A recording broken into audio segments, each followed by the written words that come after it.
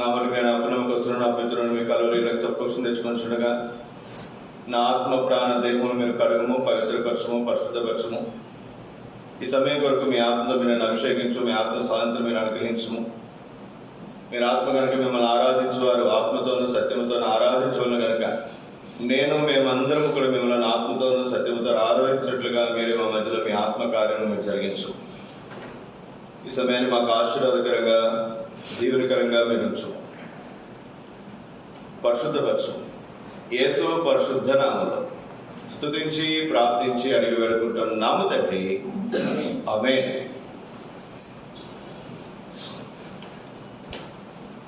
హోషేయ గ్రంథము 10వ అధ్యాయము 11-12 వచనాలు తీసిన వారి దగ్గరగా చదవండి. ఎఫ్రాయిము నూర్పునందు అభ్యాసం కలదై అంబులను తొక్కబోరు పెయ్యవలెనని, అయితే దాని నున్నని మెడకు నేను కాడి కట్టుదును. ఎఫ్రాయిము చేత దున్నించుటకు మేకుని నియమించును. యోదా భూమిని దున్నును, యాకోబు దానిని చదును చేసుకును. నీతి ఫలించినట్టు మీరు ఉత్తరం పెట్టి ప్రేమను కోత మెట్టుకోండి. యెహోవాను వెతుకుటకు ఇదే సమయం కనుక ఆయన ప్రత్యక్షమై మీ మీద నీతి వర్షం కురిపించినట్టు ఇది వరకెన్నడూ దున్నని బీడు భూమి దున్ను. ఈ సంవత్సరం మన స్థానిక సంఘంలో దేవుడిచ్చిన స్థానిక సంఘ వాగ్దానాన్ని మనం చదువుకున్నాం. ఈ అధ్యయనటువంటి సంగతులు మనం ధ్యానం చేస్తూ ప్రాముఖ్యమైనటువంటి అంశాలను మనం వచ్చాం. మరి 10, 11, 11, 12, 13 వచ్చిన మనం కలిసి మనం చదువుకుంటున్నాం. 11, 12, 13 వచనాలు, ఈ 3 వచనాలు కలిసి మనం ధ్యానం చేస్తున్నాం. ఇందులో మరి దున్నుట, చదువు చేయుట, నూర్పు నూర్చుట అనే మాటలు మనం చూస్తున్నాం. యూదా భూమిని దున్నును, యాకోబు దానిని చదును చేసుకును. ఎఫ్రాయిము నూర్పునందు అభ్యాసము గలది అన్న మాటలు మనం చూస్తున్నాం.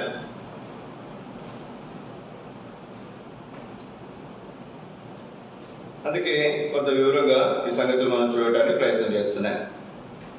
ఇక్కడ ఏమిటి ఈ సంగతులు? ఇదివరకైనట్టు దున్నని బీడు భూమి దున్నారు. దున్నటం గురించి మనం చూస్తున్నాం.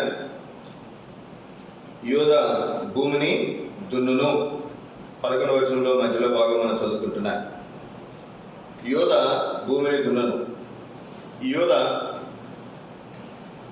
దేన్ని దున్నుతాడంటే భూమి మొత్తాన్ని కూడా దున్నుతాడు. యోధా ఎవరంటే యోధా గోత్రపు సింహము ప్రభువైన యేసుక్రీస్తు వారు. ఈ భూమి మొత్తాన్ని కూడా ఆయన దున్నుతున్నాడు. ఆయన రక్షణ సువార్త భూమి ప్రపంచమంతటా కూడా ప్రకటించబడుతుంది. అందుకే మనం అక్కడి నుంచి మన ధ్యానం ఆరంభించాం. భూమిని దున్నుట, దున్నబడినటువంటి భూమిని మనం పొలము అని కూడా పిలుస్తాం. అందుకే గత వారం పొలము అనే మాటను పాత నిబంధనలో ఉన్నటువంటి సంగతులను ఆధారం చేసుకుని కొన్ని తలంపులు మనము జ్ఞాపకం చేసుకుంటూ వచ్చాం. పొలము, ఇంకొన్ని తలంపులు ఈ ప్రవచనం కొరకు మనం చూద్దాం. పాత నిబంధనల నుండే, గత ప్రవచనం కూడా పాత నిబంధనలో నుండే పొలం అనే మాటను ఆధారం చేసుకుని కొన్ని తలంపులు మనం ఆధారం చేసుకుని దేవుని వర్తమానాలు మనం వింటూ వచ్చాం. ఈ ప్రవచనం కూడా పాత నిబంధనలో ఉన్నటువంటి మరి సంగతులను ఆధారం చేసుకుని పొలం అనే మాటలోనే మరొక 5 తలంపులు మీ ముందు ఉంచడానికి ప్రయత్నం చేస్తాను. రండి, మొట్టమొదటి తలంపుగా కీర్తన గ్రంథము 107వ అధ్యాయం.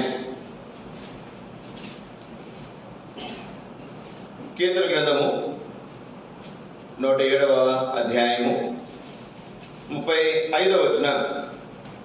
అరణ్యమును నీటి మడుగుగాను, ఎండిన నేలను నీటి మూటల చోటుగాను ఆయన మార్చి. 36. వారు అచట నివాసపురము ఏర్పరచుకున్నట్లును పొలములో విత్తనములు చల్లి ద్రాక్ష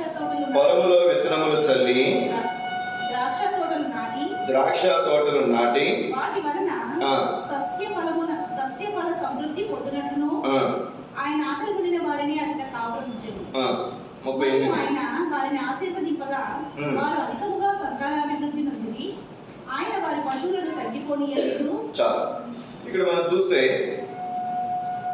36 వారు అచట నివాసపురము ఏర్పరచుకున్నట్లు పొలములో విత్తనములు చల్లి ద్రాక్ష తోటలు నాటి వాటి వలన సస్యఫల సమృద్ధి పొందినట్లు.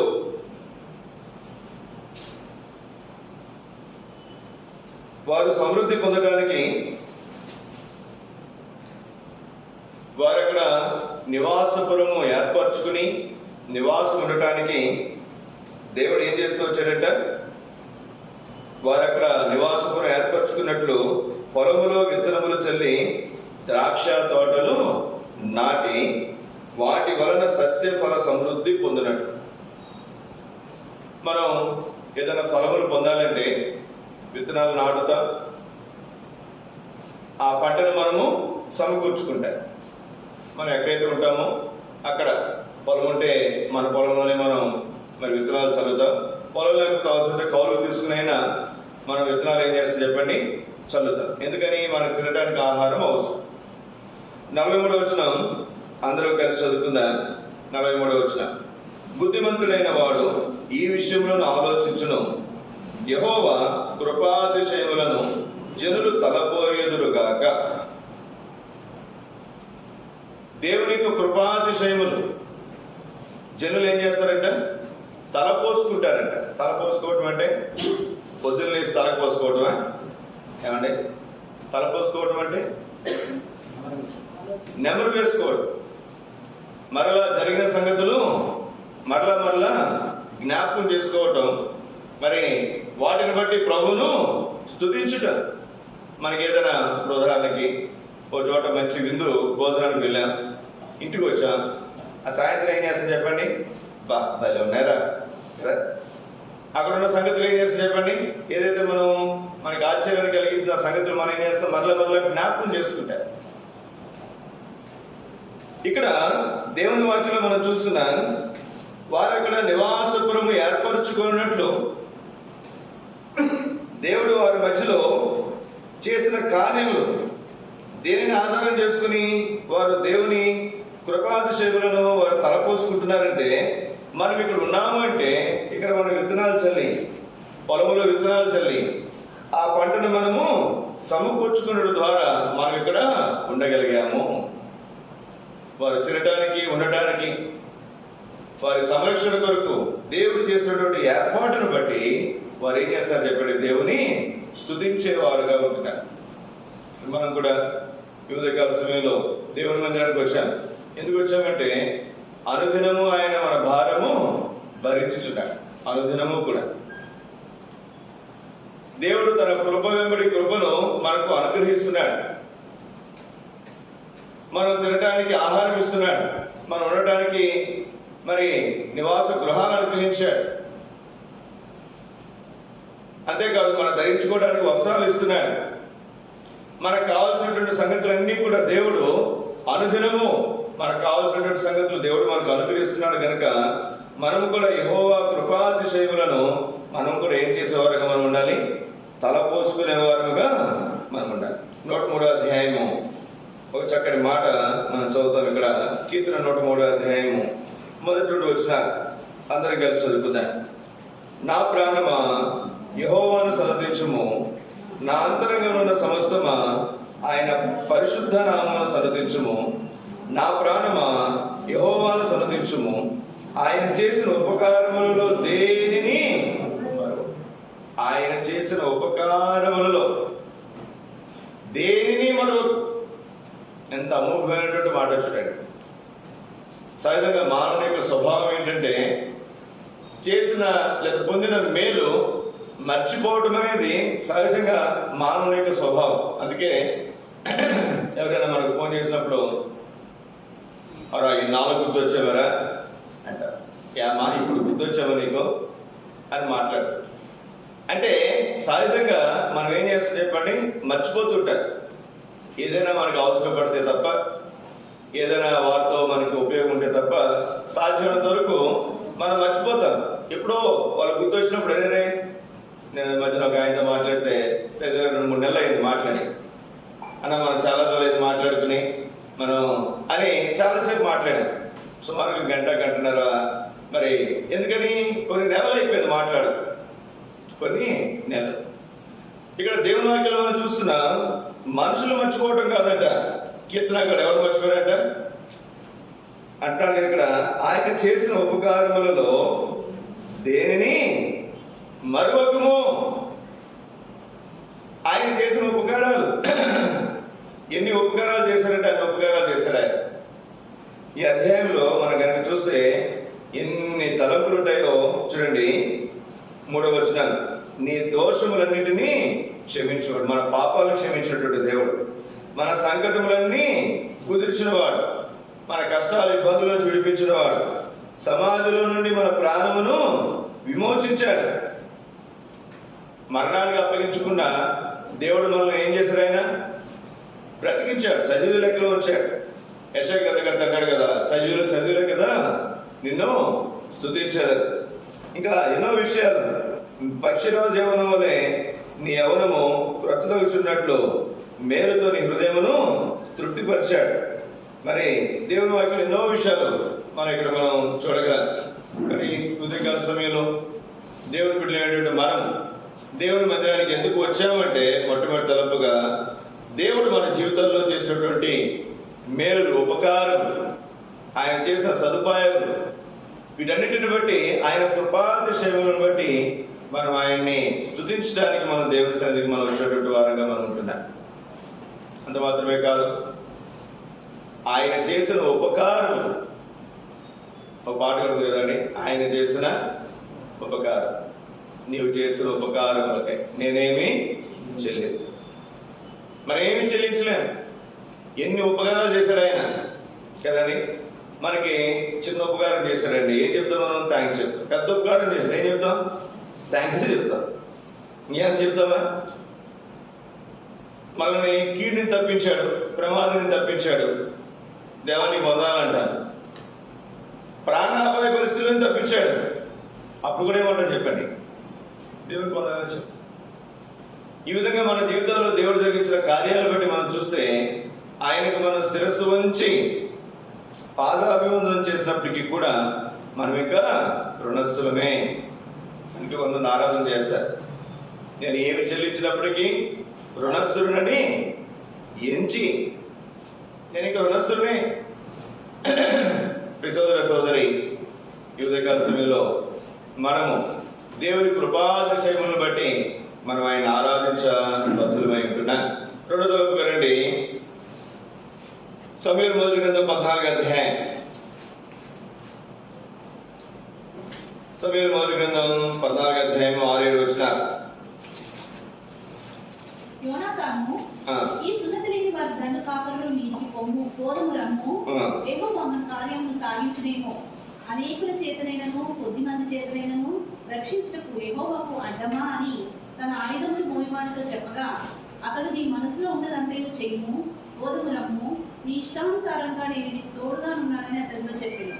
10వ వచనం, మా యొద్దకు రండని వారు చెప్పిన ఎడల యెహోవా వారిని మన చేతికి అప్పగించినని దాని చేత గుర్తించి మనకు పోదుమని చెప్పగా, యోనాతాను అంటాడు, ఈ సున్నతి లేని వారు. దావీదుకి ఏ మనసు ఉందో యోనాతానుకు కూడా అదే మనసు. సౌలు ఆ దృష్టిలో చూడలేకపోతున్నాడు. ఈ సున్నతి లేని ఫిలిష్తీయులు ఏ పాటి వారు అన్నాడు ఎప్పుడైనా సౌలు అనలా. కానీ దావీదు అన్నాడు గొలియాతును చూసి. ఇప్పుడు యోనాతాను కూడా ఏమన్నాడు చెప్పండి? యోనాతాను కూడా ఈ సున్నతి లేని వారి దండు కాపుల మీదకి పోదుము రము. ఆత్మీయులైనటువంటి వారు, ఇప్పుడు నేను అన్నాను, నేను ఆత్మీయుడిని అయితే నేను ఏ విధంగా అయితే ఒక సంగతిని చూడగలుగుతున్నానో మిగిలినటువంటి ఆత్మీయులు కూడా అదే విధానంలో చూడగలరు. ఒకవేళ నేను ఆత్మీయుని కాలేకపోయాను అనుకోండి, మీరు ఆత్మీయులు అనుకోండి, మీరు చూసే విధానం నేను ఆ సంగతి చూడలేదు. ఆత్మ సంగతులు ఆత్మకే గ్రాహ్యం. ఇప్పుడు దావీదు ఫిలిష్తీయుల్ని ఏ విధంగా చూడగలుగుతున్నాడో యోనాతాను కూడా అట్టి మనసే కలిగినటువంటి వాడు కనుక అట్టి విధానంలోనే ఫిలిష్తీయులను చూడగలుగుతున్నాడు. కొన్నిసార్లు మన జీవితాల్లో ఏదైనా కష్టాలు వచ్చినప్పుడు, ఇబ్బందులు వచ్చినప్పుడు భర్త ఒకలా చూస్తాడు ఆ సంగతులను, భార్య ఒకే మనసు కలిగి ఉంటే అదే మనసులో చూడగలరు. ఒకవేళ మనసు ఒకే మనసు లేదనుకోనండి, వారు ఒకలా చూస్తే వీరు ఇంకొకలాగా చూస్తారు. సమస్యలు, సందర్భాలు.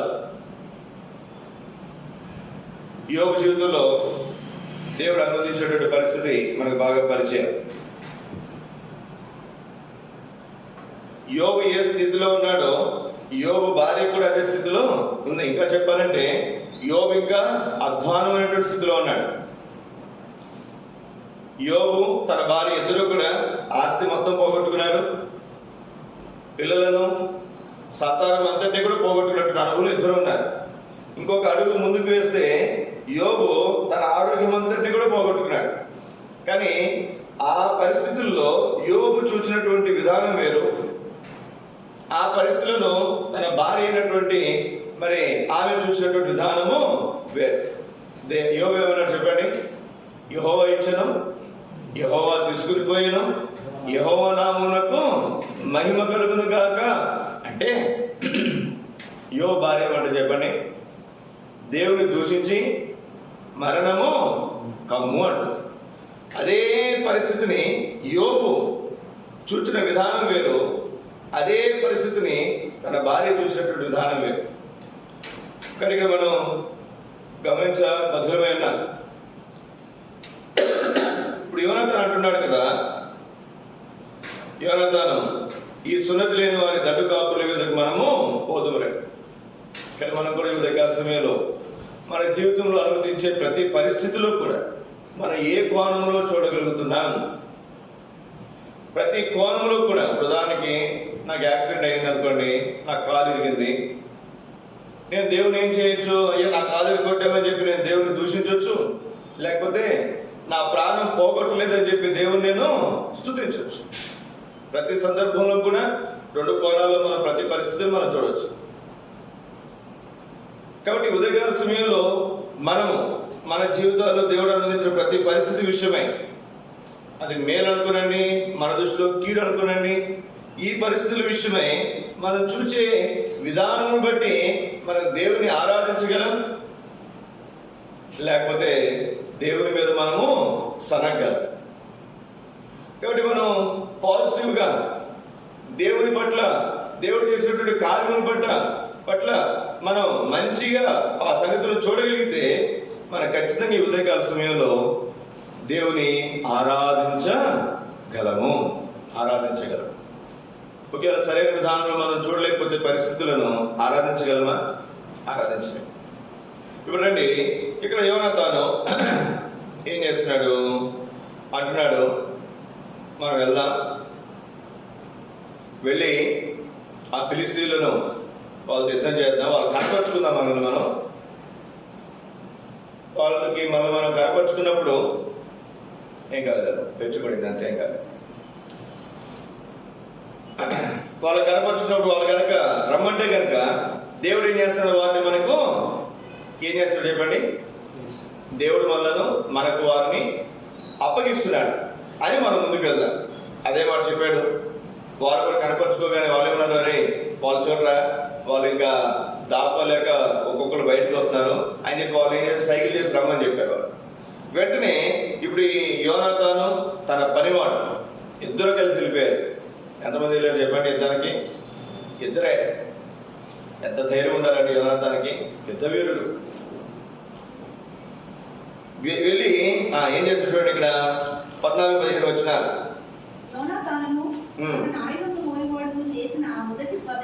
ఆ మొదటి ఉదయంలో 20 మంది చచ్చిపోయారంట.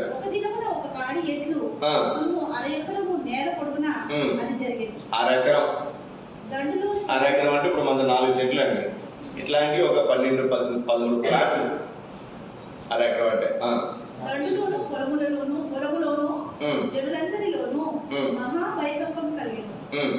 దండు కావని వారును దోపుడు గాండును వీధి నుండి దండు కావలి వారు దోపుడుగాండ్రు భీతి.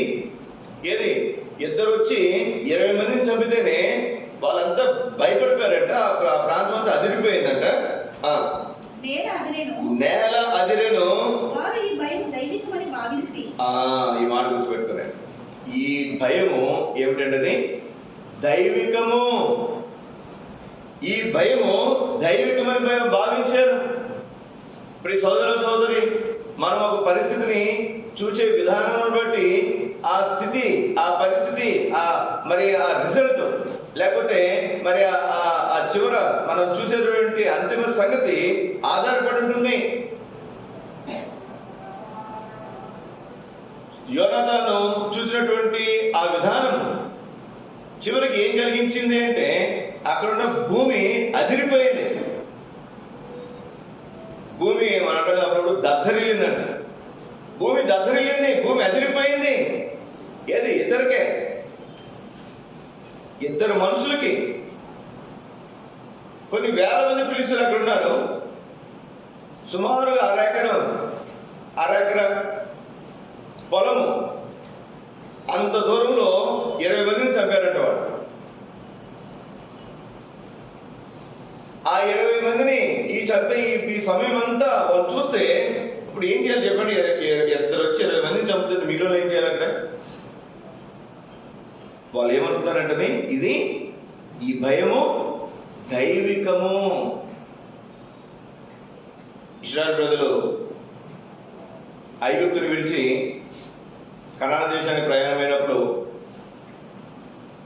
ఎర్ర సముద్రం దగ్గరికి వచ్చారు. ఎర్ర సముద్రంలో వారు మరి దేవుని యొక్క అద్భుతాన్ని వారు కళ్ళారా చూసి 6 నెలలు వెళ్తుంటే, చూడండి ఆ మాట, నిర్గమకాండం 14 అధ్యాయము. ఎంత చక్కని మాట చూడండి. నిర్గమకాండము 14 అధ్యాయం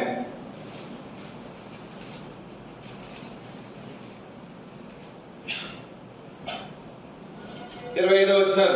నిర్గమ 14:25.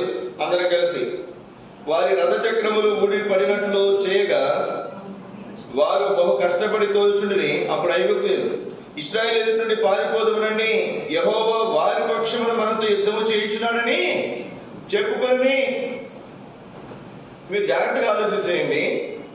ఎర్ర సముద్రంలో ఇశ్రాయేలు ప్రజలు నడుచుకుంటూ పోతున్నారు. వారి వెనకాలేమో ఐగుప్తీయులు తరుముకుంటూ వస్తున్నారు. యెహోషువ నిలబడి ఐగుప్తులకు యుద్ధం చేయట్లా. యుద్ధం చేస్తాడా? లేదు. మోషే యుద్ధం చేయట్లేదు. ఎవరు యుద్ధం చేయట్లేదు. కానీ వాళ్ళు రథచక్రాలు ఏమవుతుందో చెప్పండి, ఊడిపోతున్నాయి. ఇశ్రాయేలు ప్రజలు ముందు నడుచుకుంటూ పోయారు. వాళ్ళు బండ్లు వేసుకెళ్ళారు. ఏ బండ్లు చెప్పండి? గాడిద బండ్లు, లేకపోతే ఎడ్ల బండ్లు, ఈ బండ్లు వేసుకుపోయారు. ఆ చక్రాలు అంత గట్టిగా ఉండవు.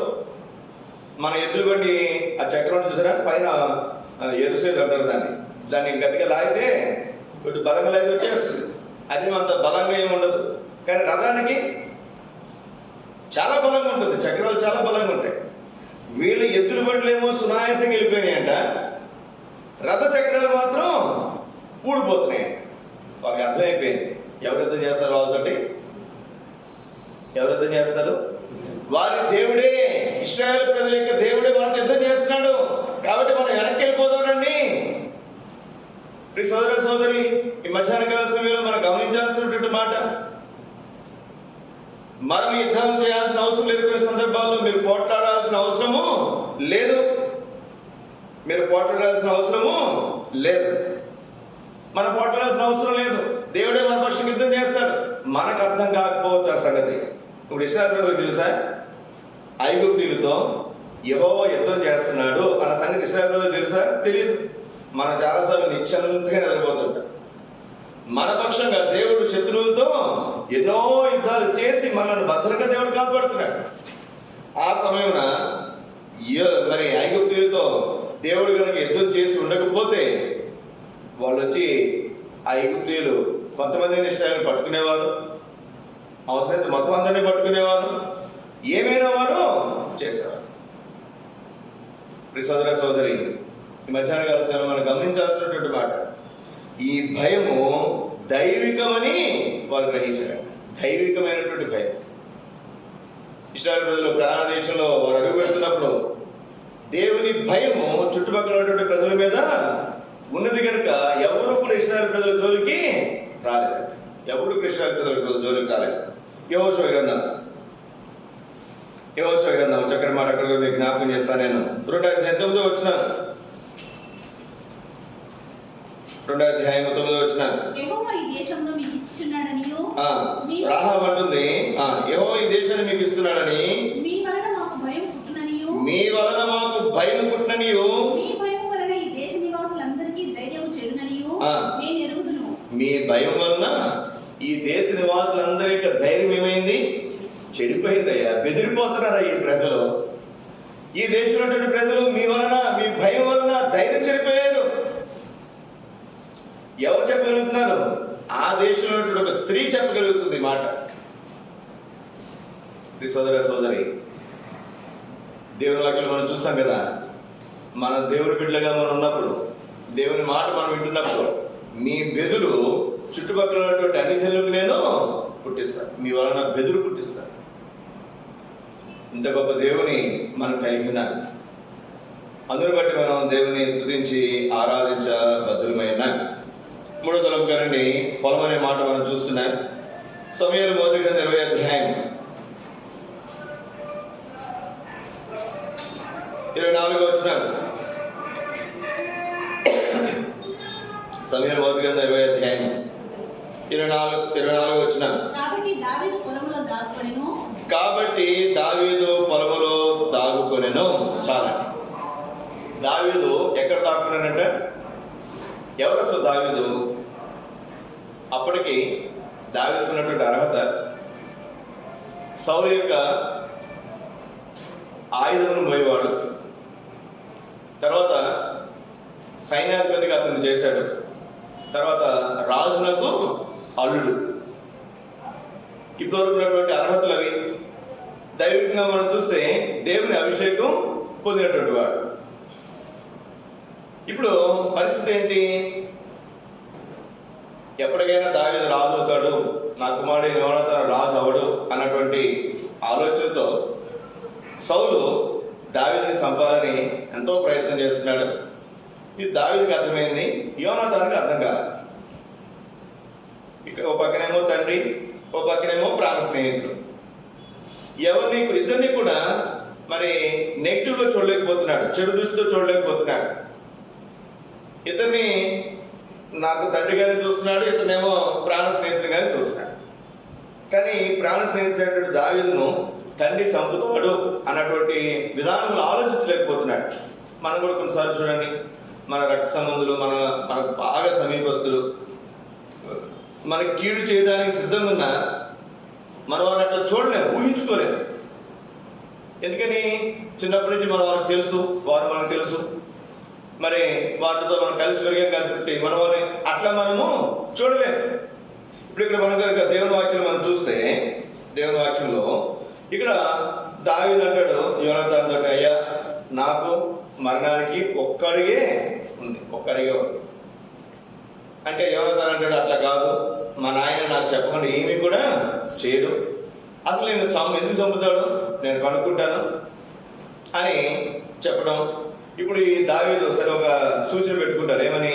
అప్పుడు అమావాస్య ఆ రోజుల్లో మరి చెప్పు, మా అన్నవాళ్ళు పండగ చేసుకుంటున్నారు, బలి అర్పిస్తున్నారు, నన్ను పిలిచారు, నేను వెళ్తున్నానని చెప్పు. మీ తండ్రి కనుక సర్లే అని కనుక అంటే నా మీద మరి ఆయనకి చంపాలన్నటువంటి పగలేదు. ఒకవేళ అట్లా కాకుండా మరి ఉగ్రుడైపోతే కనుక నన్ను చంపడానికి తాత్పర్యము మీ తండ్రి కలిగి ఉన్నాడని అర్థమని చెప్తే అట్లాగే పోతాడు. యోనాతాను పోయి మరి అమావాస్య ముందు రోజు తండ్రి కొడుకులు అందరూ భోజనం చేస్తారు, సౌలును యోనాతాను. అప్పుడు దావీదు ప్లేస్ ఖాళీగా ఉంటుంది, అక్కడ దావీదు లేడు. రెండో రోజు మరలా భోజనం కూర్చున్నప్పుడు దావీదు కనపడకపోతే యోనాతాను అడుగుతాడు సౌలు, ఎక్కడికి పోయాడా, యెషై కుమారుడు ఎక్కడికి పోయాడంటే వాళ్ళ అన్నలు బలి అర్పించుకుంటారంట, రమ్మంటే నాకు చెప్పాడు, మరి నేను ఖచ్చితంగా వెళ్ళాలని చెప్తే సరే వెళ్ళి రమ్మని చెప్పాను నేను అనేసరికి ఒక కాని మాట తిట్టి యోనాతాన్ని తండ్రి యోనాతాన్ని చంపడానికి ఈటే ఇసురుతాడు. అప్పుడు అర్థమవుతుంది, దావీదుని చంపాలని మా తండ్రి తాత్పర్యం కలిగి ఉన్నాడు. ఎప్పుడైతే ఈ తాత్పర్యం కలిగి ఉన్నాడని తెలిసిందో, ఇప్పుడు తాను వచ్చి దావీదుకి ఈ సంగతి తెలియజేస్తాడు. అప్పటి వరకు దావీదుని ఎక్కడ దాక్కోమన్నాడు? అది మనం ఆలోచన చేస్తాం. ఇప్పుడు రాజు అంతఃపురంలో ఉండాల్సినటువంటి దావీదు, లేదా అంతకుముందు కూడా తను ఎక్కడెక్కడ తిరిగాడు? మరి ఆ తర్వాత కూడా మనం చూస్తున్నాం చాలా సందర్భాల్లో, అడవుల్లో అక్కడ దాక్కున్నటువంటి వ్యక్తి ఈ 2-3 రోజులు తను దాక్కోవటానికి ఏ స్థలాన్ని దేవుడు మరి తనకి సిద్ధపరచలేదు, తాను కోరుకున్నాడంటే ఒక పొలం అంటే ఇప్పుడు మన వరి చేలు ఉంటాయి. వరి చేలు ఎంత ఎత్తు ఉంటాయండి? ఇంత ఎత్తు ఉంటాయి కదా. ఎంత ఎత్తు ఉంటాయండి? మోకాలు వరకు రావు. మన ఆ పొలంలో దాక్కున్నాం అనుకోండి, ఏమవుతాం? ఊరిని కనపడతాం. పొలంలో దాక్కునినాం అంటే తప్పించుకోవడానికి దాక్కున్నాడు. దాక్కోవాలంటే కనీసం ఇప్పుడు నేను 6 అడుగులు ఉన్నాను అనుకోండి, ఆ పొలము 7 అడుగులు ఎత్తుంటే దాన్ని ఏం చేస్తున్నది? దూరం నుంచి చూసే వాళ్ళకి లోపల మనిషి ఎక్కడ కనపడు.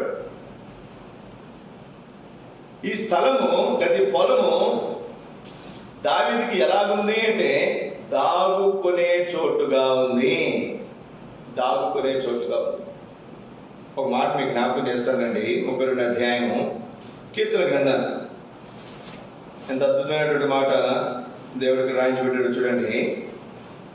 32 అధ్యాయము కీర్తనలు 7వ వచనం. నా దాగు చోటు నీవే, శ్రమలో నుండి నీవు నన్ను రక్షించదవు. నా దాగు చోటు నీవే. ఆ దినమున దావీదుకు దాగు చోటు ఎవరు అంటే పొలము. అయితే తర్వాత ప్రతి సందర్భంలో కూడా దావీదుకి దాగు చోటు ఎవరు చెప్పండి? దేవుడే. అందుకే అంటాడు కదా కీర్తనకారుడు, నాకు దాగు చోటు పొలము కాదు, నాకు దాగు చోటు నీవే.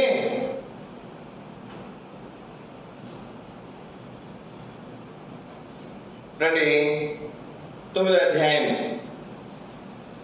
9వ వచనం కీర్తన 9:9. నలిగిన వారికి మహాదుర్గమగును,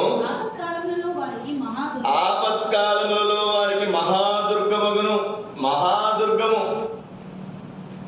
ఆపద కాలములలో దేవుడు వారికి మనకు మహాదుర్గము, ఆపద కాలములలో నమ్ముకోదగిన సహాయకుడు.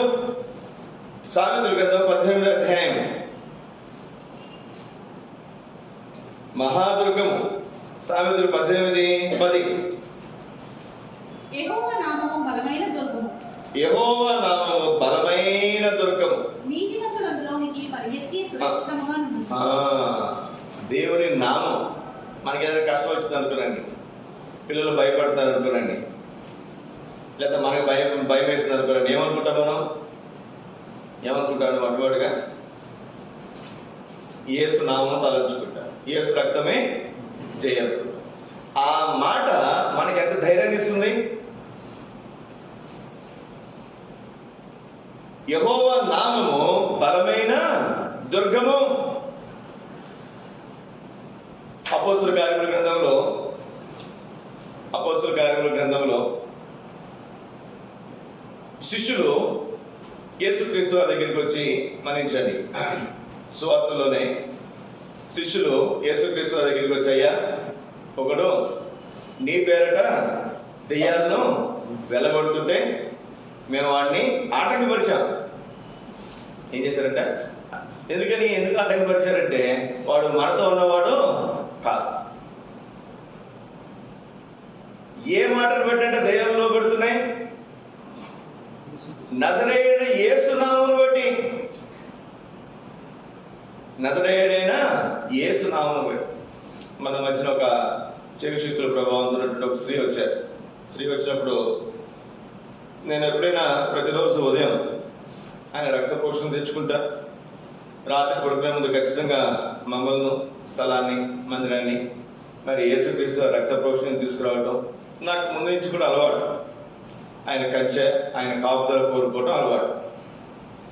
అట్లా మరి ప్రార్థన చేసుకుంటుంటే ఒక రోజున మొన్న ఒక శనివారం అనుకుంటాను, ఒక నెల క్రితం ఒక ఆవిడ వచ్చింది.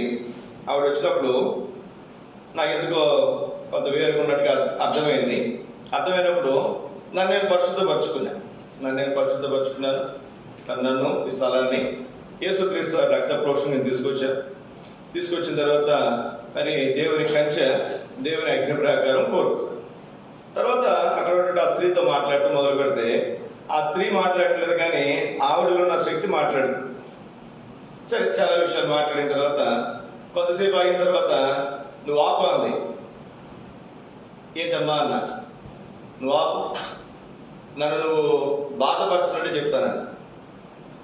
ఏం పర్సన్ అంటే బాధపరచు. నాకు అర్థం కాదు, నేనేం చేశామని మామూలు కూర్చున్నా ఆవిడ అక్కడ కూర్చున్నది, కింద కూర్చున్నది ఆవిడ, మేము అక్కడ కుర్చీలో కూర్చున్నాను. నువ్వు బంధించావుగా. ఏం చేసిందంటే ఏమంటుంది, బంధించాను. నాకేం స్ట్రైక్, నాకు అర్థం కాదు అసలు. ఫస్ట్ నేనేం బంధించాను, నేనేం శిక్షితులే బంధించలే, నేను ప్రార్థన చేయలే. నేను అన్ని చెప్తుంది కాబట్టి మాట్లాడుతుంటే వింటున్నాను. నేనేమి శిక్షితులు బంధించడానికి అట్లా ప్రయత్నం చేయలేదు. అట్లాంటి ఆలోచనకి అప్పుడు రాదు. చివరిలో ప్రార్థన చేస్తాను సహజంగా. ఆవిడ చెప్పిన తర్వాత నాకు అర్థమైంది. ఏం చేశాను, ఫస్ట్ నేను యేసుక్రీస్తు వారి రక్త ప్రోక్షణ కింద నేను ఆ స్థలాన్ని తీసుకుని వచ్చాను. ఇది ఎవరికి అర్థమైంది చూడండి, ఎంత ఆశ్చర్యం. చూడండి, ఇక్కడ మీకు జ్ఞాపకం చేయబడుతున్నటువంటి మాట, దేవుని నామానికి ఎంత శక్తి ఉందో చూడండి. పాట కూడా ఉంటుంది కదండి, ధనమాడేది నీ రక్తమే, దహించేది నీ రక్తం. యేసు నామం ఏం చేస్తుంది చెప్పండి. మరి సువార్త పాట ఉంటుంది, చక్కటి పాట. మనం గమనించాల్సినటువంటి మాట, యెహోవా నామము బలమైన దుర్గము. నీతిమంతుడు అందులోనికి పరిగెత్తి ఎలా ఉంటాడంట, సురక్షితముగా. ఆ దినమున 3 రోజులు మాత్రమే దావీదు ఉండగలిగాడు. తర్వాత ఉండగలిగాడా? లేదు, అర్థమైపోయింది. ఎప్పటికైనా సౌలు చంపేస్తున్న సంగతి తెలిసిన తర్వాత ఇంకా ఆ దావి చోటు సరిపోదు, పొలం సరిపోదు. అందుకే ఏం చేసి చెప్పండి, వెళ్ళిపోయాడు. సోదరి, మధ్యాహ్న కాల సమయంలో మన దాగు చోటు ప్రభువైన యేసుక్రీస్తు వారే. 4వ మీకు జ్ఞాపకం చేస్తాను నేను. రూతు 2వ అధ్యాయం 3వ వచనం.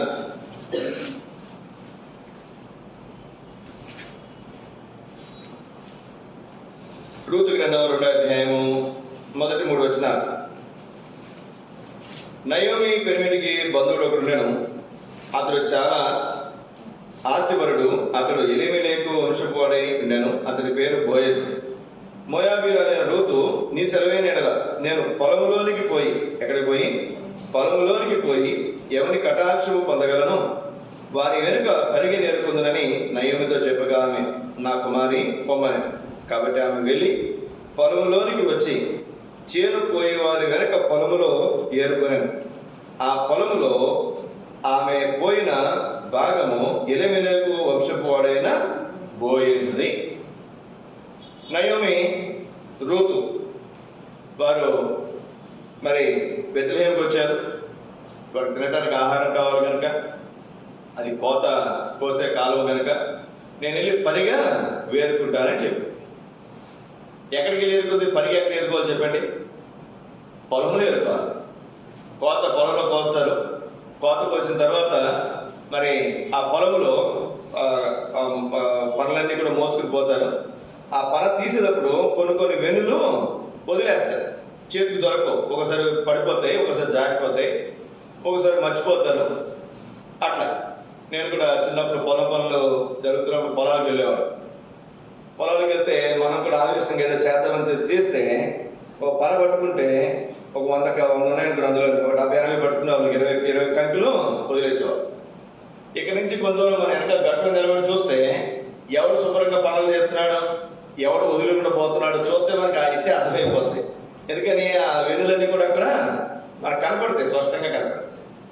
కాబట్టి వీళ్ళు ఏం చేస్తారంటే పరిగెత్తుకునే వాళ్ళు మరి వెళ్ళి ఆ వెన్నులన్నీ కూడా ఏరుకొచ్చుకుని అట్లన్నింటినీ దుల్లగొట్టి, చిన్నప్పుడు పేలాలు ఉండలు మీరు తిన్నారా? మీరు కూడా తినే ఉంటారు కదండి. పేలాలు ఉండలు ఇప్పుడు ఏమంటావు పాప్కార్న్ ఉన్నాయి కదా, పాప్కార్నే అప్పుడు పేలాల కింద అట్లా ఉండి వాటిని బెల్లంతో ఉండల కింద చేసేవారు. బురుగులు ఉండవు, బురుగులు మరమరాలు వాటితో వండలు రకరకాలు. ఇన్ని వడ్లు తీసుకెళ్తే 2 వండలు ఇచ్చేవారు. ఆ 2 వండల కోసం ఒక గంట సేపు పొలంలోనికి వెళ్ళి ఆ పరిగంతా ఏరుకుని ఆ వండలు కొనుక్కుని తెచ్చుకునేవారు చిన్నప్పుడు. ఇక్కడ ఒక మాట చూడండి, ఈ రూతుకి ఉన్నటువంటి గ్రహింపు, ఎక్కడికి పోతే తనకు తన అత్తకు ఆహారం దొరుకుతుంది, పొలంలోనికి వెళ్ళకపోతే ఆహారం దొరకదు. తప్పు అనుకోకుండా ఈ మాట మాట్లాడుతానని తాను యథార్థంగా పరిశుద్ధంగా పవిత్రంగా సంపాదించాలని ప్రయత్నం చేస్తుంటారు. తాను అన్యాయంగా అక్రమంగా జీవించాలనుకుంటే ఏమైనా చేయొచ్చు. కానీ తన ఆశ తాను పరిశుద్ధంగా జీవించాలి, దేవుని కొరకు జీవించాలి, తన అత్త కొరకు జీవించాలి, తాను యథార్థంగా బ్రతకాలనేటువంటి వాంఛ తను కలిగి ఉంది. అందుకే ఇప్పుడు ఏం చేసి చెప్పండి, పొలంలో పరిగా వేరుకుంటుంది. ఇప్పుడు చూడండి, 8వ వచనం అందరం కలిసి చదువుకుందాం. 8వ వచనం అందరం కలిసి, రూతు 2:8. అప్పుడు బోయజు రూతుతో, నా కుమారి, నా మాట వినుము, వేరొక పొలములో ఏరుకున్నటకు పోవద్దు, దీనిని విడిచిపోవద్దు, ఇచ్చడు నా పనికత్తుల యొద్ద నిలకడగా ఉండుము.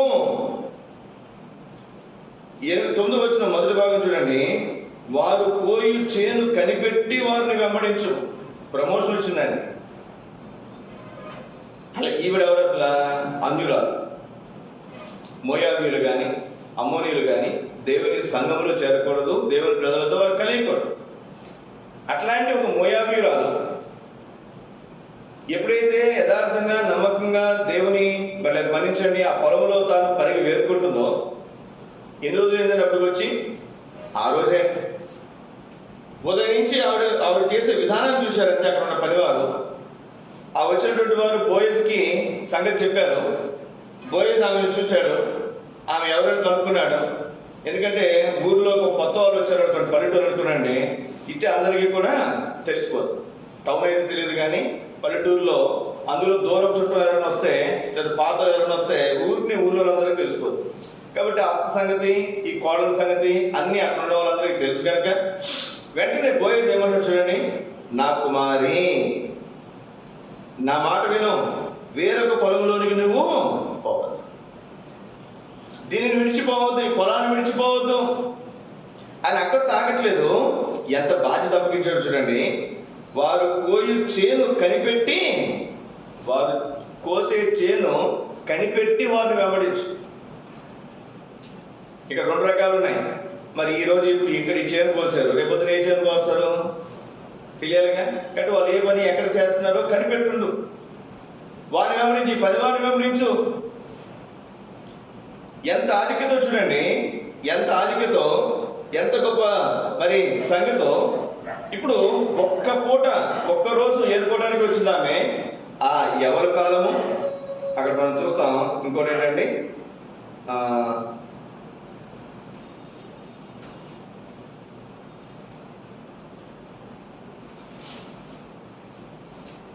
21వ వచనం, మోయాబీయురాలు రూతు అంతేకాదు, అతను నన్ను చూచి తన కలిగిన పంట కోత అంతయు ముగించే వరకు తన పనివారి యొద్ద నిలకడగా ఉండమని నాతో చెప్పాను నేను. ఇక్కడ ఇక్కడ ఎక్కడ ఉంటుంది అన్నమాట, అవల కోత, ఇంకొకటి ఇంకో పంట ఉంటుంది అక్కడ, ఏమండి, గోధుమలు అవలు. ఆ 2 అయిపోయేంత వరకునండి. అన్ని రోజులు కూడా తనకి ఎంతో చక్కటి సమృద్ధి మరి దేవుడు తనకు అనుగ్రహించినట్లుగా మనం చూస్తున్నాం. ఏదో మామూలుగా వచ్చిందంటే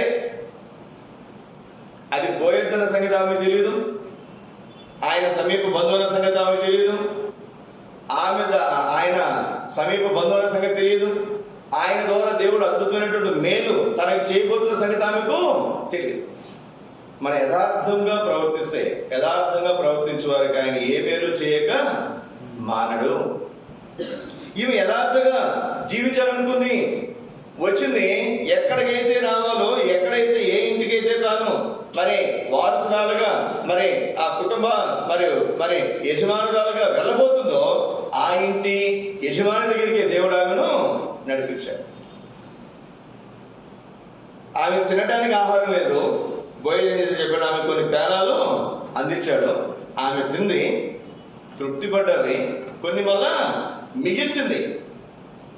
మిగిలిన జీవితం, మిగిల్చుకునే జీవితం, గిన్నె నిండి పొర్లిపారే జీవితం తన జీవితంలో మనం చూస్తున్నాం. ఆమె సాయంత్రం మోసుకెళ్ళినటువంటి ఆ గింజలు చూసి అత్త ఆశ్చర్యపోయింది. సోదర సోదరి, ఇక్కడ మనం గమనించాల్సిందే ఒక్క మాట. మన యథార్థంగా మనం ప్రవర్తించినప్పుడు దేవుడు మనకి ఎంత చక్కటి మేలు మనకి అనుగ్రహిస్తారనేది మనకు అర్థమవుతుంది. ఒక మాట మీకు జ్ఞాపకం చేస్తాను నేను. 34వ అధ్యాయం యేసుకేలు గ్రంథం 34వ అధ్యాయం 34వ అధ్యాయము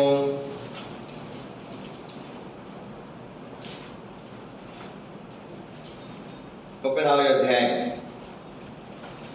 నేను చదువుతున్నా 11వ వచనం నుండి. ప్రభువైన యెహోవా సెలవిచ్చినది ఏమనగా, ఇదిగో నేనే నా గొర్రెలను వెదకి వాటిని కనుగొందును.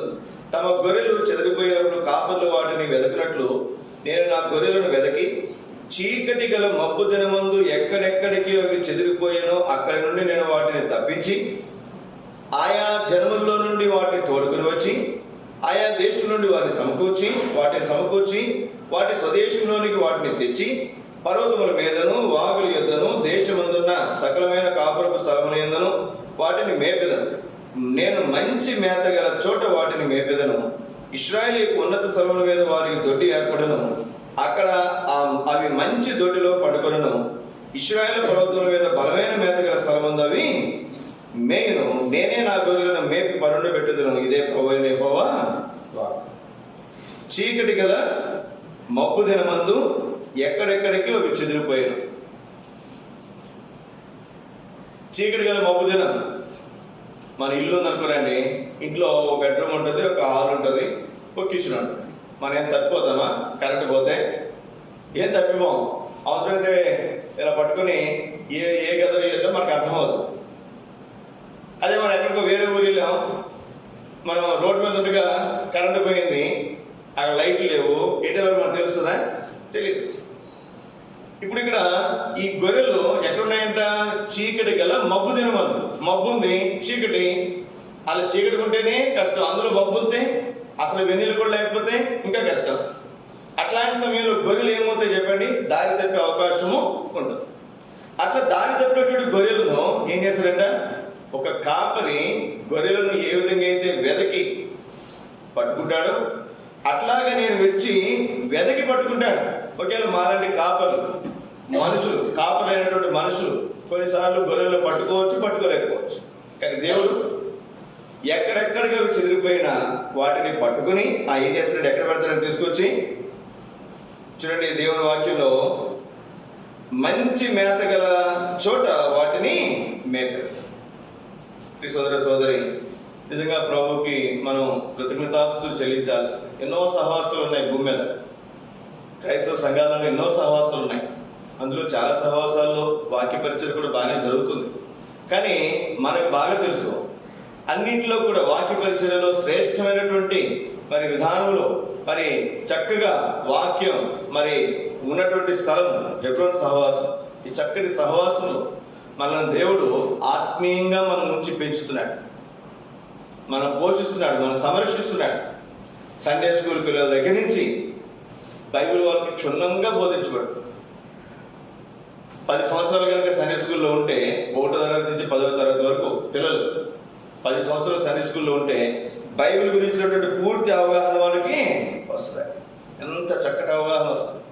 నేను ఒక 3 సంవత్సరాలు ఆరంభ దినాల్లో సండే స్కూల్ టీచర్గా ఉన్నాను. నేను అప్పుడు అర్థమైంది నాకు బైబిల్. సండే స్కూల్ టీచర్గా ఉన్నాను. చిన్నప్పటి నుంచే మన దేవుని వాక్యము చక్కగా మనకి వివరంగా విపులంగా చక్కగా దేవుడు మనకి బోధిస్తున్నాడు.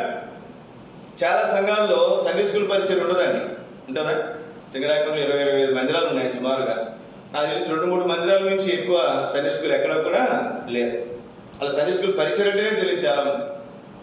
కొన్ని సంఘాలు ఏం చేస్తారంటే ఆ పాస్టర్ గారు లేదా ఆ పాస్టర్ గారు ఉదయం ఒక గంట సేపు పిల్లలకి పాటలు నేర్పి ఏదైనా కథలు చెప్పి వాళ్ళ తర్వాత పెద్దవాళ్ళకి చర్చి ఆరంభించుకుంటారు. చర్చి పెద్దవాళ్ళకి చర్చి జరుగుతారు, పిల్లలు ఎక్కడ ఉంటారు? మళ్ళీ ఎక్కడెక్కడో తిరుగుతుంటారు. కానీ దైవజనుడు భక్తుని గారికి ఇచ్చినటువంటి సంఘ దర్శనం ఎంత అద్భుతమో చూడండి. మందిరంలో మనం ఉంటాం, మనతో పాటు పిల్లలు ఉంటారు. వాళ్ళు తప్పిపోవడానికి అవకాశం లేదు, చెదిరిపోవడానికి అవకాశం లేదు. చక్కగా వారికి ఆత్మీయ ఆహారము, మనకి ఆత్మీయ ఆహారము, ఆయా రకాల పరిచర్యలు, సండే స్కూల్ పరిచర్య, దానికి వీవేస్ పరిచర్య, యూత్ రిట్రీటు, యవనస్తుల కూడికలు, స్త్రీల కూడికలు, స్త్రీల రిట్రీటు, మరి కాన్వికేషన్స్ అనుకోనండి, యూత్ క్యాంపులు అనుకోనండి, లేకపోతే ఇంకా రకరకాల పరిచర్యలు, ఎంత శ్రేష్టమైనటువంటి విధానంలో దేవుడు మంచి మేత కలిగినటువంటి స్థలంలో దేవుడు మనను ఉంచినందుకు మనం ఆయన స్తుతించి ఆరాధించబద్ధులమై ఉంటున్నాం. చివరి తరపు కరండి మత్తయి సువార్త 3వ అధ్యాయం. మత్తయి సువార్త 3వ అధ్యాయము 10వ వచనం 12వ వచనం. ఇప్పుడు గొడ్డలికి చెట్లు వేరున ఉంచబడి ఉన్నది కనుక మంచి ఫలము పనిపని ప్రతి చెట్టును నరకబడి అగ్నిలో వేయబడును. 12. ఆయన చేత చేతిలో ఉన్నది, ఆయన చేతిలో ఉన్నది. ఆయన తన కళ్ళమును బాగుగా శుభ్రం చేసి, ఆయన తన కళ్ళమును శుభ్రముగా బాగు చేసి గోధుమలను కొట్టులో పోసి, గోధుమలు ఏం చేస్తాడంటే కొట్టులో పోస్తాడు, ఆరని అగ్నితో పొట్టునేమో ఆరని అగ్నితో కాల్చివేస్తాడు. ఇక్కడ మనం చూస్తే ఆయన ఆయన చేతిలో ఉన్నది. పొలంలో ఏం చేస్తాడంటే ఆయన మనకు చదువుకున్నటువంటి మాటలో ఫలింపని ప్రతి తీగను ఏం చేస్తాడు ఆయన నరికి అగ్నిలో వేయబడు. ఆయన ఆయన చేతిలో ఉన్నది. ఇప్పుడు నేను చిన్నప్పుడు నేను ఒక రోజున మా నాన్న వాళ్ళని అడిగాను. నేను పొలం వరి గింజలు ఉంటాయి కదా, పోత పోస్తారు. అయిపోయిన తర్వాత పోత పోసినప్పుడు తాళంతానేమో బయటకు పోతుంది, గింజలేమో కింద పడతాయి. నేను మా నాన్న ఏమన్నానంటే, ఎందుకు ఆ కింద తాళ్ళు కూడా పడేయటం, అది కూడా సంచులు పోయేసి ఇచ్చేయచ్చు కదా, అవి కూడా సంచులు పోసి ఏం చేయొచ్చు చెప్పండి, ఇచ్చేయచ్చు కదా అంటే, సంచులు పోస్తే ఏమవుతుంది చెప్పండి, 50 కేజీలు పట్టాల్సిన దాంట్లో ఎన్ని కేజీలు పడతాయి? 20 కేజీలు వేసేసరికి అందులో పొట్టు ఎక్కువ ఉంది కాబట్టి సంచులు నిండిపోతుంది. సంచులు ఏం పెద్ద సంచులు దొరుకుతాయండి. సంచులు కొలత మలాంటోళ్ళ గురించి బహుశా వాళ్ళు ముందే ఆలోచిస్తుంటారు.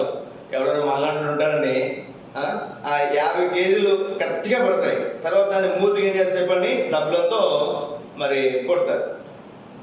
అంటే ఇంక అంతకుమించి అక్కడ అందులో పోయడానికి అవకాశం లేదు. ఒకవేళ వాడైనా కక్కుతుపడి తాలు గింజలు కొంచెం 2 కేజీలు వేద్దాం అనుకున్నా వేయడానికి అవకాశము లేదు. ఎందుకంటే బరువు తగ్గిపోతుంది.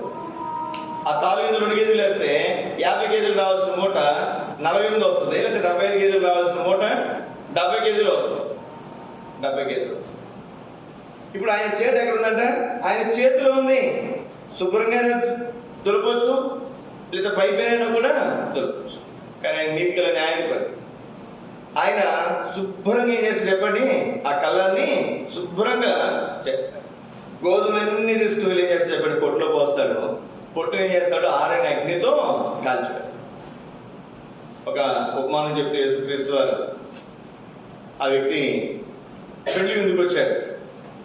అందరికి పెళ్లి వస్త్రాలు ఇస్తే వాడు ఏం చేశాడంటే పెళ్లి వస్త్రాలు వేసుకోకుండా లోపలికి వచ్చాడు.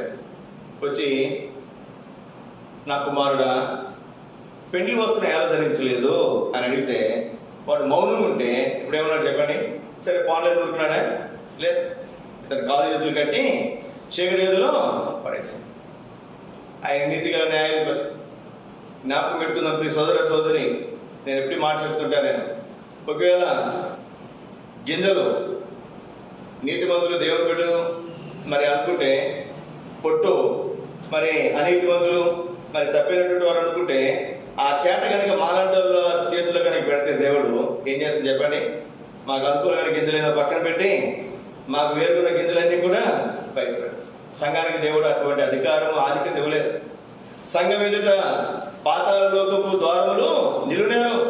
సంఘానికి దేవుడు పరలోకపు తాళం చెవులు ఇచ్చాడు, కానీ పాతాళం యొక్క తాళం చెవులు ఇవ్వలేదు. ప్రియ సోదరి, మన దేవుడు నీతిగల న్యాయాధిపతి. ఆయన ఏం చేస్తాడంటే ఆయన గోధుమలను శుభ్రముగా మరి కలముల నుంచి తీసుకుని చక్కెర పెడతాడంట, కొట్టులో పోస్తాడు. ఒక మాట మీరు చదవండి, దినవృత్తాంతముల మొదటి గ్రంథం 16వ అధ్యాయం. దినవృత్తాంతముల మొదటి గ్రంథం 16 అధ్యాయం 33 వచనం, 32, 33 వచనాలు. దినవృత్తాంతములు మొదటి గ్రంథం 16, 32, 33 వచనాలు. సముద్రము దాని సంపూర్ణతయు ఘోషించును గాక, పొలములను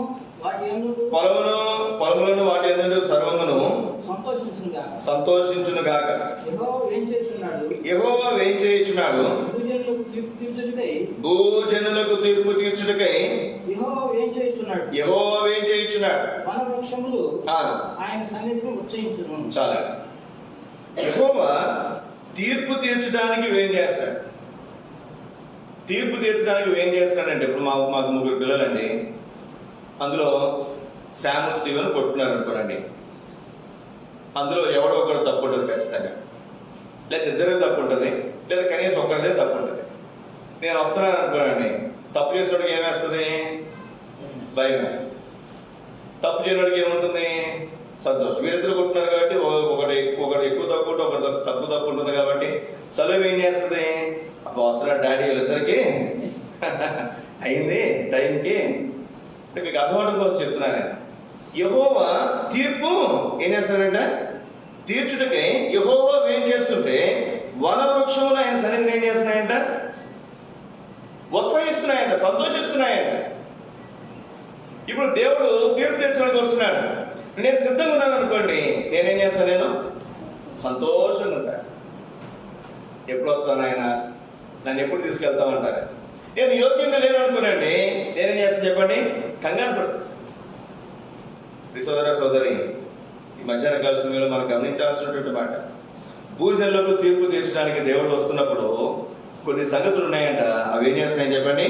ఆయన సన్నిధిని ఉత్సహిస్తున్నాయి, సంతోషిస్తున్నాయి. ఒక మాట చూడండి, ప్రకటన గ్రంథం అద్భుతమైనటువంటి మాట, 22వ అధ్యాయం. ప్రకటన గ్రంథం 22వ అధ్యాయం 17వ వచనం అందరం కలిసి చదువుకుందాం. ఆత్మయు పెళ్లి కుమార్తెయు రమ్ము అని చెప్పుచున్నాడు. వినువాడును రమ్ము అని చెప్పవలను, తప్పివలను వారిని రానిమ్ము, ఇచ్చించు వారిని జీవజనులు ఉచితముగా. ఆత్మయు పెళ్లి కుమార్తెయు రమ్ము అని చెప్పవలను. వినేవాడు కూడా ఏమని చెప్పాలంట? రమ్ము, రమ్మని మనం చెప్పాలి. ఎంత అద్భుతమైనటువంటి సంగీతం. ఈ సోదర సోదరి, ఇట్టి అనుభవం దేవుడు మనం ఉంచబోతున్నాడు. సమయం రాబోతుంది, యేసుక్రీస్తు రెండోసారి లోకానికి రాబోతున్నాడు. మన నిరీక్షణ ఏం చెప్పండి? ఆయన వస్తాడు, నన్ను తీసుకుని పోతాడు. ఉంటాయి ఏదో బలహీనతలు ఉంటాయి, బలహీనతలు ఉండవని నేను చెప్పట్లేదు, కానీ సరి చేసుకోవడానికి, చక్కపరచడానికి ప్రతి ఆదివారం మనకు దేవుడు అవకాశము ఇస్తున్నాడు. ప్రతి రోజు మనకు దేవుడు అవకాశం ఇస్తున్నాడు. మనం సరి చేసుకుంటున్నాం, చక్కపరుచుకుంటున్నా. దేవుని కొరకు మనం తిరిగి దేవుని సన్నిధిలో మనం తిరిగి ప్రతిష్ఠించుకుంటున్నా, మనం యోగ్యపరుచుకుంటున్నా. తద్వారా ఆయన రాకడ కొరకే మనము ఆశతో అపేక్షిస్తున్నా. పౌలు అంటాడు కదా, బ్రతుకుడు క్రీస్తే చావైతే లాభం. ఎంత అనుభవం చూడండి, ఎంత గొప్ప ఆత్మీయ అంతస్తులో దాని నడుచున్నాడు. కానీ ఇటు అనుభవం దేవుడు మనం తీసుకుపోబోతున్నాడు. సమూయేలు మొదటి గ్రంథం 12వ అధ్యాయం అందరికీ కలిసి చదువుకుంది. ఈ మాట చదువుకుని మన ఆరాధనలో ప్రవేశిద్దాం. సమూయేలు మొదటి గ్రంథం 12వ అధ్యాయం 22వ వచనం అందరం కలిసి. సమూయేలు మొదటి గ్రంథం 12వ అధ్యాయం 22వ వచనం అందరికీ కలిసి చదువుకుందాం. యెహోవా మిమ్మల్ని తనకు జనముగా చేసుకున్నట్టుకు ఇష్టము కలిగినాడు. తన ఘనమైన నామ నిమిత్తం తన జనులను ఆయన విడనాడడు. తన ఘనమైన నామ నిమిత్తం ఆయన ఏం చేయడంటే మనను విడనాడడు. యెషయా గ్రంథం 41వ అధ్యాయం అనుకుంటాను, ఒక మాట ఉంటుంది. ఒక్క మాట చదువుకుందా. నీ విషయమైన నేను బెగబట్టుకుంటున్నానంటాడు.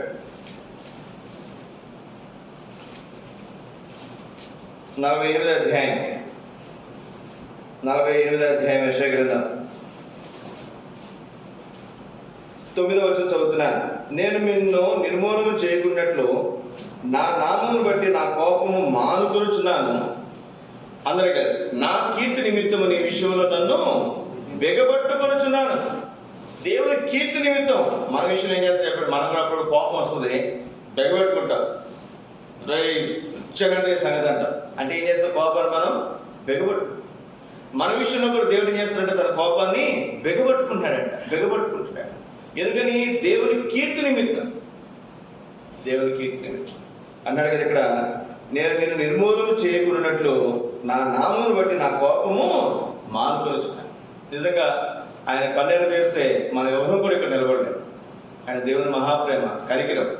మనం ఇప్పుడు సజీవులుగా ఉన్నామంటే ఆయన సన్నిధిలో మనము మరి ఆయనను స్తుతించడానికి మనం చేరొచ్చామంటే, అంతేకాదు ఆయన రాకల్లో మనం ఎత్తబడబోతున్నామంటే అది కేవలం దేవుని యొక్క మహా ప్రేమ, కనికరం. అందును బట్టి మనం ఆయన్ని స్తుతించి ఆరాధించబద్దులమై ఉంటాం. అందులేశ్వరుడు పాట మనం పాడుకుందాం.